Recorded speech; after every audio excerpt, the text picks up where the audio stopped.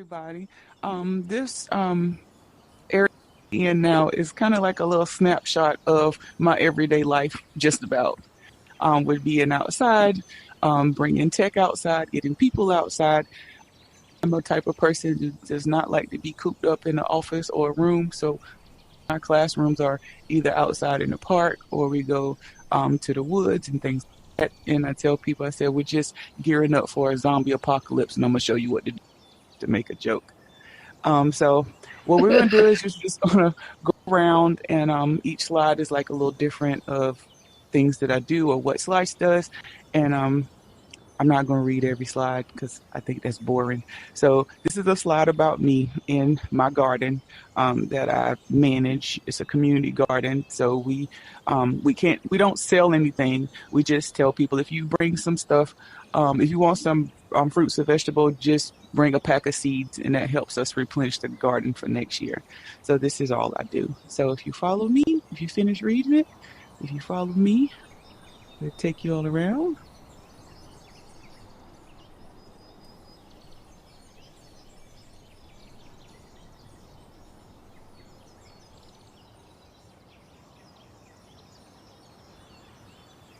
So with this little farm truck, I actually own a farm truck, but it's not red. It's black and it's black and gray. So kind of like what we do, what she said, I'm a nonprofit that blends health, environment, and turn it into a creative sustainability and innovation of ways. A lot of people are scared of technology, but I tell them, you don't have to be scared of it. It's to help us get smarter in a certain, so to speak. Our approach is a lot of hands-on. We started immerse learning like probably 8 months before I went to Thrive, and Thrive was just great for me. And I always like to laugh and have a joke in something, so I do a lot of ad libs in classes and in my curriculum and material. We are community driven. We have programs that inspire, educate, and empower to let them know. People will say, well, to eat healthy costs a lot. No, it doesn't if you grow it. Or you can grow some for you and some for your neighbors. And you don't have to have a farm. You don't have to have a big yard. I show you how to do patio gardens, and you also can grow food on your kitchen table too. And what I'm a big fan of, and I think they're going out of business, is those arrow gardens. You can grow a lot in those little things. Come on around. We're getting all our steps in the virtual world. I need to translate that into my physical body. I need these virtual steps to be real. So let me get the rest of them. I love those arrow gardens too. Mm-hmm.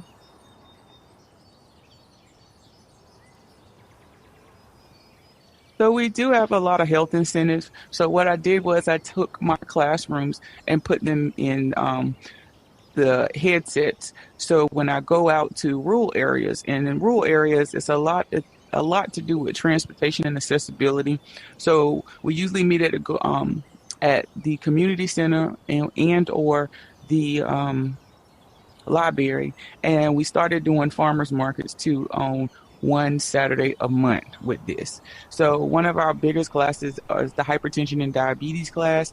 We also do food boxes, cooking classes, and it's not like your regular Serlatop or Williams Sonoma cooking class. It's like every day where people say, oh, when you go to the doctor, you have the white coat syndrome. I call it, if you go to some of those places, you have the stainless steel syndrome, because a lot of people don't have stainless steel appliances in their house, as far as like the huge confection ovens and things like that. So we we do stuff that's relatable to your home. And walking clubs. We take a lot of walks around the park, because if you eat well, and I tell people, they're like, oh, we have to stay on this certain diet. You can eat just about anything you like in moderation. And one of my things is, if you want to eat the cookie, eat the cookie. Just walk to the mailbox. Okay, it'll balance itself out, but not eat the whole box of cookies, maybe a couple of them, but just keep active. And some people have that confused with our elders, where they were building railroads, they were building skyscrapers, and a lot of them are at desk jobs, so you can't eat the same thing that they eat. And they're like, oh, well, they never had hypertension or anything like that because they worked it off. So you kind of almost have to eat for your profession. Like basketball players and football players eat a lot of carbs because they need it to burn off for fuel. We won't need that much carbs if we have an office job or a job where we are not moving as much. Does it make sense to anybody? Okay. Absolutely. Total sense. Okay, we're gonna go to the next one.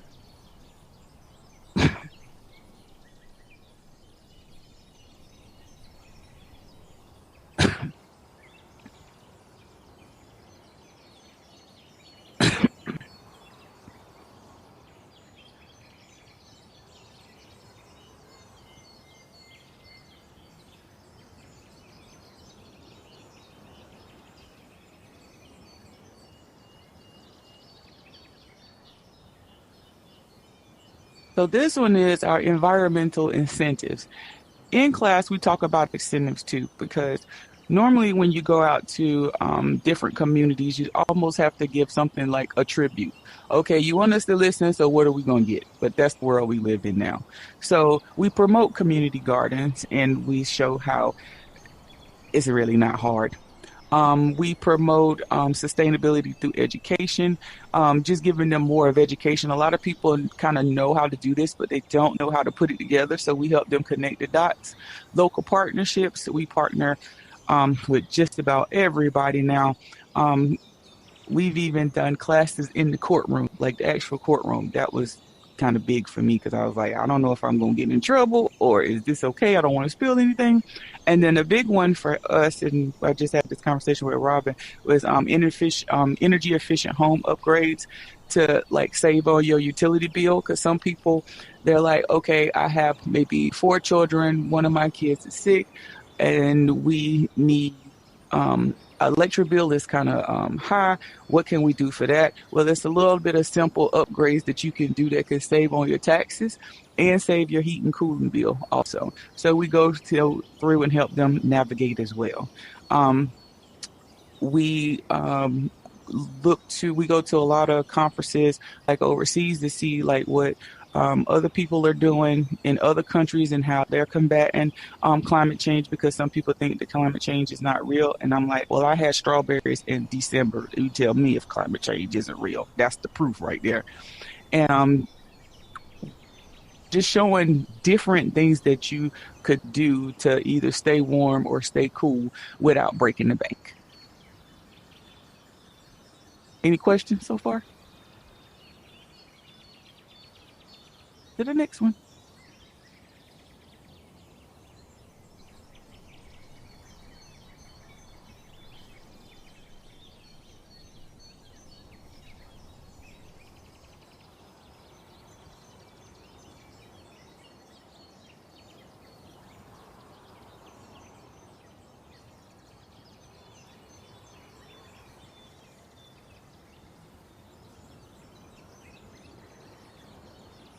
So this one is kind of like a piggy bank off of the last slide with workshops on energy efficient practices. Like I said, navigating through, collaborating with innovators to explore sustainable solutions. That's like speaking to you all, having coming to the XR Women meetups, to see, hey, did anybody know about this? So we can take it back to our community to help us and whoever, even me, bringing, hey, you can do this to, you know, transfer information and using technology to make environmental cool. And it's funny because my little kids and I call my 67 and up group, not seniors, I call them my seasoned group, they really love technology. It's the middle age that is like, I feel like a walking salesman. Far as when I have a 68-year-old lady in a headset and they tell me, oh, my grandson has one of those little doohickey things that they put on the head. It's like, oh, really? Let me send him a link and he can join the class with you. So that's really cool when I can bring grandma and grandson in the class with me and both of them are learning at the same time. So she thinks she's cool now because she has a little technology, and he thinks it's cool now that grandma's learning a different thing. And I said it's going to be funny when they're going to try to introduce them to Call of Duty and they're calling each other for cheat codes. I can't wait to get that conversation. I love that. We go to the next one.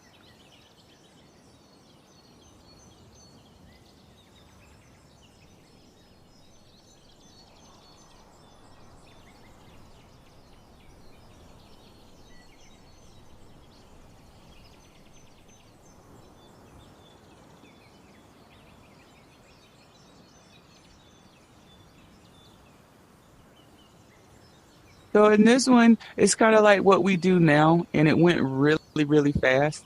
Now I'm about a year and a half in, and this stuff keeps changing. It seems like every 20 minutes of different things to learn and different things that you can do in immerse learning. It's almost like working at the hospital where we say usually everything changes every week, but immerse learning seems like it changes every 20 minutes. So this is kind of like our steps of what we do with like the virtual classes, the hands-on workshops, um, traditional and technology, bridging the gaps, and virtual reality, spaces for all age. So we started with, this is kind of like our timeline, so to speak, of what we wanted to do, and how we wanted to do it in the headsets.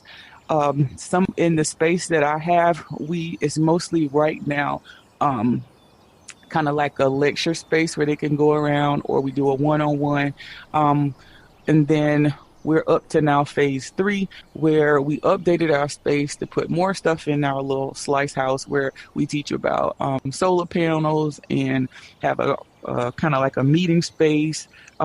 We wrote books, so we have a book gallery that people can go and see like at least 2 of the pages that's in each book. And then we have a person that does, we call it Fixer Sisters, where on Saturdays we come in the VR, or either I'll take the last week's session and put it up in the headset. So if they need to learn how to fix something or things like that, it's kind of like a DIY project on Saturdays where we go through, and it's for 2 hours. Whatever you have to fix, is somebody on there that can help you fix it. So that's also saving the money too. And we have every woman from carpentry to tech to even one to help you with your taxes if you need it.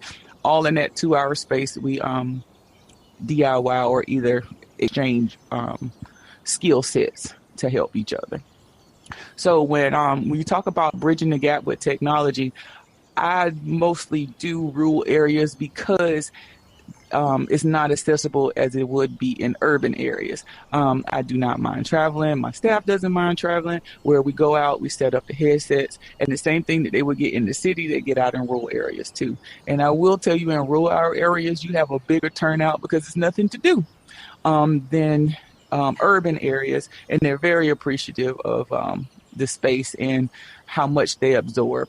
When we were doing it hands-on, they still would absorb, but it seems like more in virtual reality, people are more acceptable to talk more because it's not like a Zoom. They don't have to dress up to be Zoom presentable or anything like that. They can fix their avatar however they want to. So it gives them a sense of freedom and understanding, and they retain a lot more than in a traditional setting.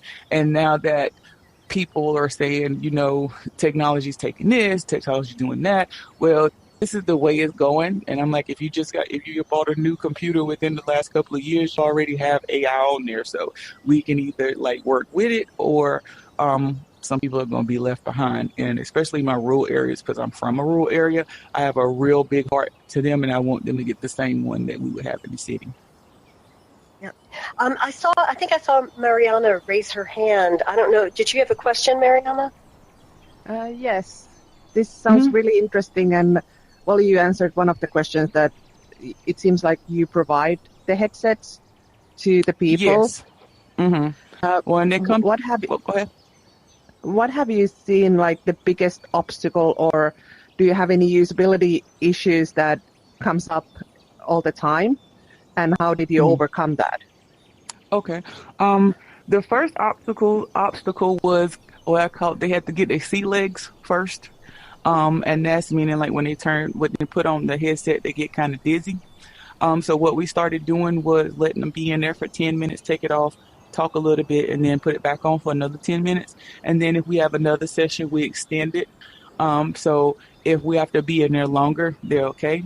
The other one is internet connection. Sometimes the internet is down or either slow. According to what time of day it is.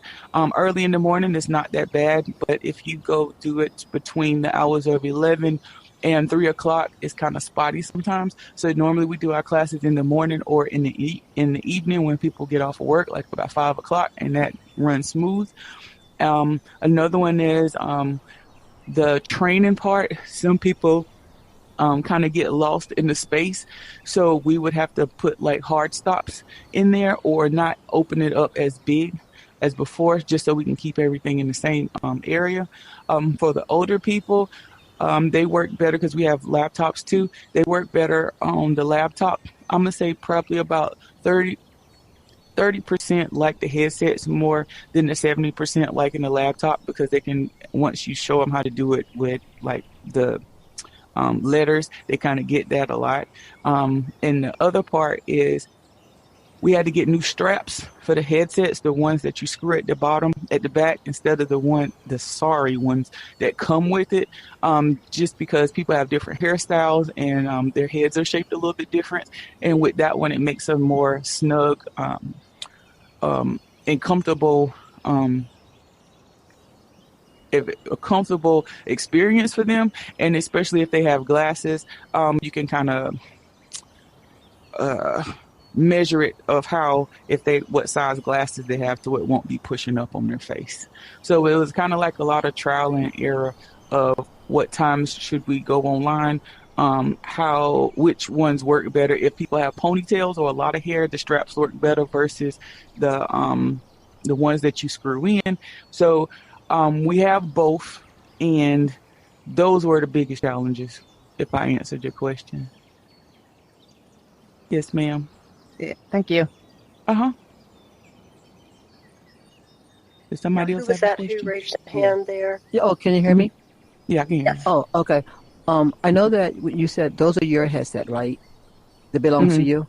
Okay. Hmm. So, okay, I don't know how many people that use them, but like, say if you had like 5 or 10 people, that Hmm. use your headset, um, do each one of them has to be connected to a phone or something like that? Because the reason I'm asking because, like, far as headset, it's like they always say connect to a phone. How do you connect it to each individual?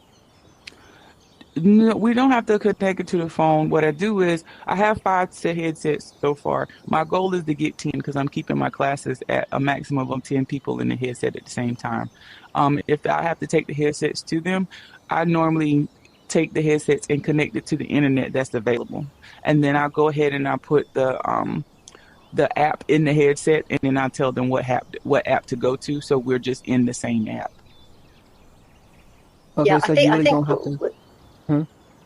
yeah, it's were you asking about like with the meta requirements that you have if you're using a Quest that each headset is supposed to be attached to an individual user? Is that what you Oh were? yeah, I had to create dummy emails Yeah. for that in the beginning for it. So each headset is a different person far as the meta thing, but I have a master headset, which is my headset that has everything on there. So the headsets that I teach out of just have the apps on there that I teach out of. So they won't be going to a whole bunch of different places or be able to purchase stuff that they don't supposed to purchase. Oh, so each individual has their own account, your headset. Yep. Hmm. Oh, okay.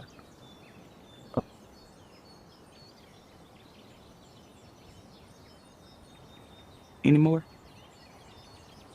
Okay. We'll go to the next one.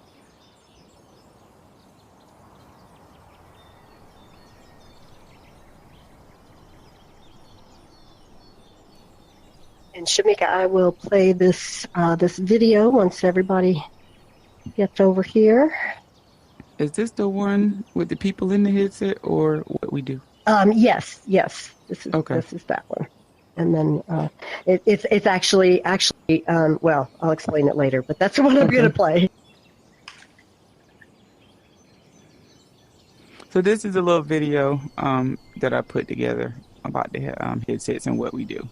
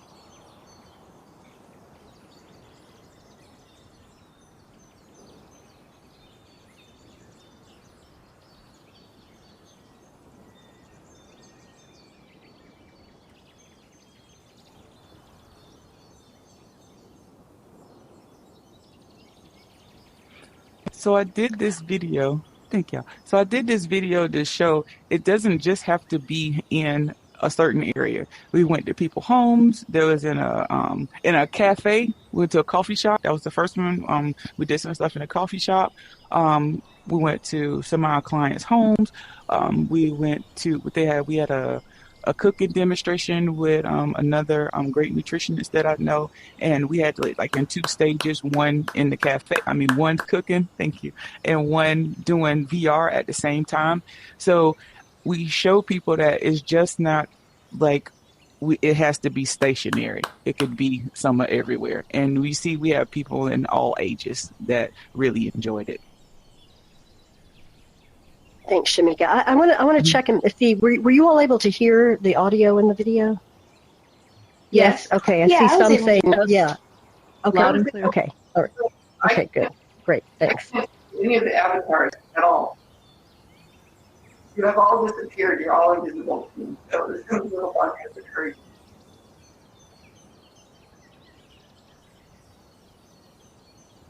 I'm not sure who that was. Laura. Speaking. But, Laura. Oh, okay. And you said that you could hear the. the video and I can hear you, but I cannot see any other avatar. You cannot see any other avatars. That's very strange, Laura. I don't even see you right now. She's in the I'm back. in a different dimension, I think. You're in a different dimension. Okay, well, tell us about it when you get back. Okay. Okay, we'll go to the Yes, next I think one. maybe you're at the other screen, Laura. And yes. So come past the house. On the other side of the house. I think you must have gotten over on the other. No, I've been at kicked the out other several screen. times, so I keep coming Okay. back. Maybe it came to the wrong place. Oh, I see. Okay. We're over. Gotcha. I see you now. Okay. It's a chicken. All right. Great. Oh my God, a chicken. Yeah, chickens. I love chickens.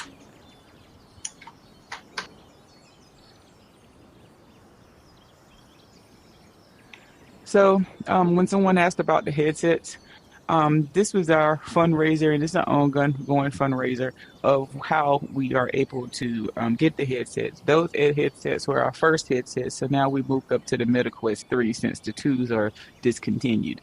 So, this is kind of like our what our goal was, what our goal is, what our event, and the date, and it's until it's still 2025. It's still 2025 to at least get 5 more headsets, and then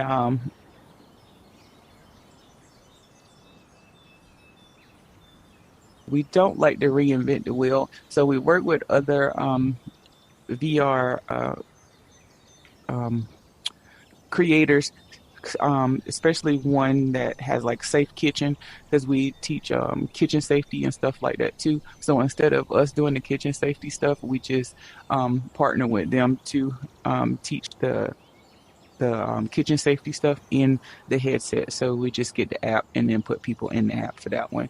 Because I'm like, if it's already out there, we don't have to spend time to do that. Just piggyback off of someone else, or not really piggyback, partner with someone else to get this out as well. So we're always looking for different partners or different apps that could help people.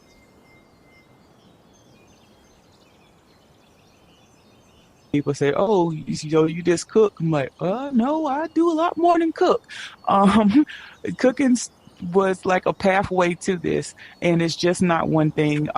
We help people understand that health, nutrition, education, and environment and sustainability can all be in one pot because you need all of that to survive. So we just make it cool.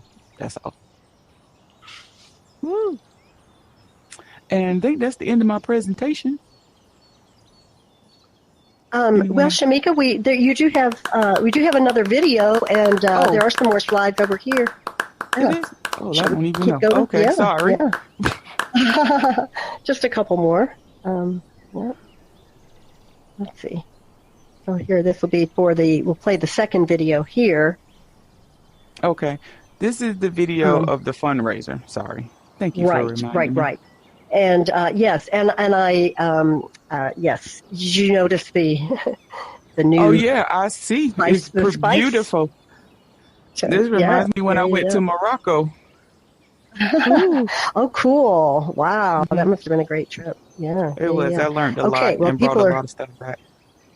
Making their way over here now. So let me pull up this other video. Oh, why is that?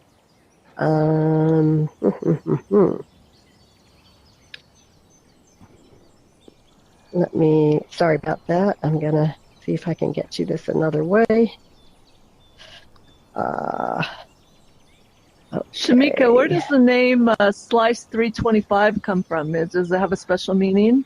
It does. It means serving locations, inviting culinary education 325 days out of the year. I took off 40 for mental health days. That's why it's not 360. Only 40? That is a brilliant idea. It should have been. Sometimes it should have been slice 27. So this was our fundraiser video.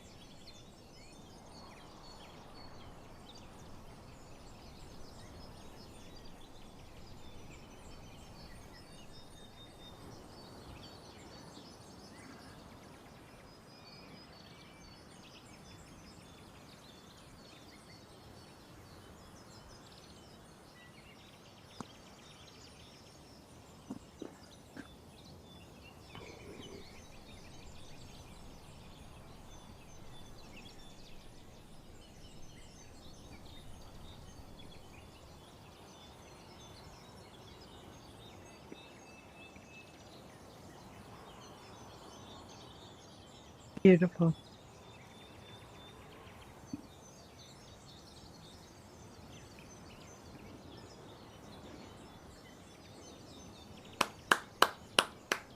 Awesome. Yes, that was Thank you so awesome. much. Thank you. Wonderful. I love your vision and your Oh, thank community you. focus. Thank you. Thank you so much. So we'll move to the next one. Karen, am I good on time? Yes, you are. You Okay. have 10 whole minutes left. Okay. So we can, Great. have some discussion if you like. Okay. So this is mostly a chart. Oh, and those videos are on YouTube also. It's slash 325 on YouTube. So this is a chart of like how different ways that people can help volunteer, donate, or spread the word. We do have events in the VR headset and in person or both. We just would just like to, show everybody how great this could be instead of it being like Terminator, which some people have in their minds that this is what this going to turn out to be. But I really think that this could be a great help for the different people.